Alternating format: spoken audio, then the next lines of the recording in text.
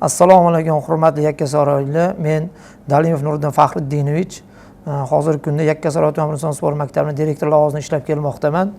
Bizda 2024 va 2025-yilda qilingan ishlar va qilinmoqchi bo'lgan rejalarimiz bilan sizlarni tanishtirib o'tmoqchiman. Mamlakatimizda sportni infratuzilmani rivojlantirishning, uning moddiy texnik bazasini takomillashtirish, sog'lom turmush tarzini targ'ib qilish, ommaviy sport tadbirlarini, aholi va yoshlarni keng jalb etish borasida qator tadbirlar va ommaviy ishlar bajarilmoqda. 2024-yil mahallalarda istiqomat qiluvchi 14-30 yoshlarda o'rtasida 13 ta sport turi bo'yicha o'tkazilgan 5 tashabbus olimpiya doirasida 5 bosqichli sport musobaqalari, ya'ni mahalla, tuman, shahar, respublika bosqichlari 5 tashabbus uz platforma orqali jami 608 ming nafar yoshlar ro'yxatdan o'tkazib, bosqichma-bosqich ishtiroki ta'minlandi.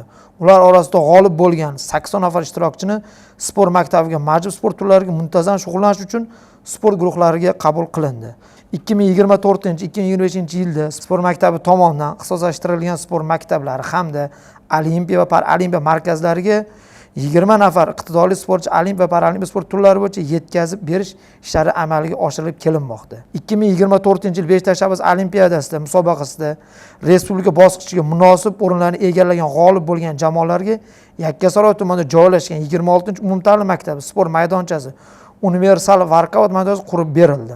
Yakkasaroy tuman inson sport maktabi olimpiya va paralimpiya harakatini rivojlantirish, sportni seleksiya ta'lim tizimini takomillashtirish, ommaviy sportni rivojlantirish va sog'lom turmush tarzini keng targ'ib qilish borasida sport maktabining 2025-yilga mo'ljallangan 370 million so'mlik turli sport turlaridan musobaqa va o'quv mashg'ulot yig'inlari, musobaqalarda ommaviy sport tadbirlarini o'tkazish uchun yillik ommaviy sport tadbirlar kalendar rejasi hamda 2025-28-yillarda mo'ljallangan yo'l xaritasi va dasturlar ishlab chiqildi hamda Yakkasaroy tumani hokimi tomonidan tasdiqlanib, belgilangan vazifalarning ijrosini to'laqonli bajarish alohida nazoratga olingan.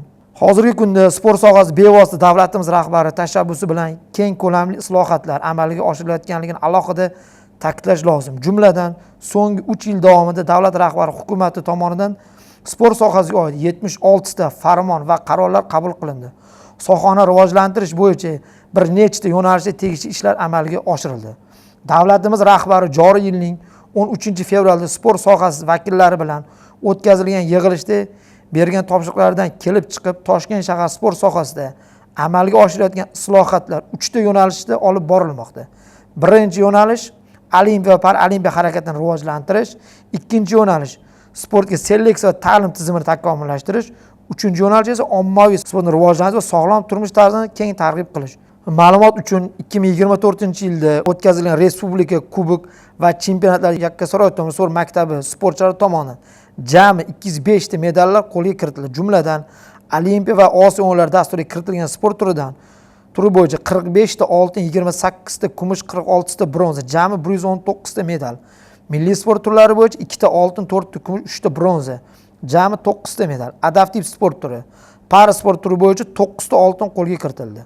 Boshqa noolimpiya sport turlari bo'yicha 19 ta oltin, 19 ta kumush, 30 ta bronza, jami 68 ta medallar qo'lga kiritildi. Jahon hamda Osiyo kubogi va chempionatlarida esa 28 ta oltin, 22 ta kumush, 21 ta bronza, jami 71 medal qo'lga kiritildi.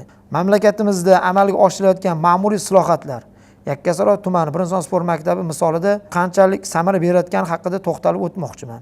Bunda 2024 tashabbusiy budjet 2-mavsumida 1 milliard 100 ming so'mlik bitta loyiha suzish havzasi g'olib deb topildi. Hozirgi kunda sport maktabida ushbu suzish havzasi qurilish, montaj ishlari yakunlanib foydalanishga topshirildi. 2025-yil esa tashabbusiy budjetning 1-mavsumi bo'yicha Yakkasaroy tuman sport maktabi tomonidan qiymat 2,5 milliardlik so'mlik 2 ta loyiha qo'lga kiritildi. Yakkasaroy tuman sport maktabi sportning jamoaviy o'yin turlari, suv polosi, futbol turini rivojlantirishga alohida e'tibor qaratgan holda sport turidan 2 ta, ya'ni ustuvor olimpiya o'yinlari litsenziya berish va medal qo'lga kiritish mumkin bo'lgan. Istiqbolli esa faqat litsenziya qo'lga kiritish va rivojlanayotgan e'tibor qaratish lozim bo'lgan toifalarga ajratib olingan. Ustuvor toifada suv polosi, istiqbollida futbol, rivojlanayotgan judo sport turi hisoblanadi. Shuningdek, paralimpiya sport turlarini rivojlantirish, nogironlar bo'lgan shaxslarni sport bilan muntazam shug'ullanish uchun zarur infratuzilma yaratish maqsadida birinchi son sport maktabi bitta ustuvor paralimpiya sport turlari, sportning golbol turini rivojlantirish bo'yicha reja tuzib olgan. Prezidentimizning ta'biri bilan aytganda, sport sog'lom xalq, sog'lom jamiyat tayanchi ustuvori. Shu bilan birga sport bu avlod tinchlik elchisi, har bir davlat uchun milliy g'urur manbaidir deb ta'kidladilar. Yakkasaroy sport maktabi ommaviy aholini keng qatlamini, shu jumladan yoshlarni sportga keng jalb qilish maqsadida qabul qilingan bir qator belgilangan vazifa kelib chiqib, muhim vazifalarni o'ziga belgilab olingan. Hurmatli yakkasaroyliklar, sizlarga qisqacha ma'lumot berdim. E'tiboringiz uchun rahmat.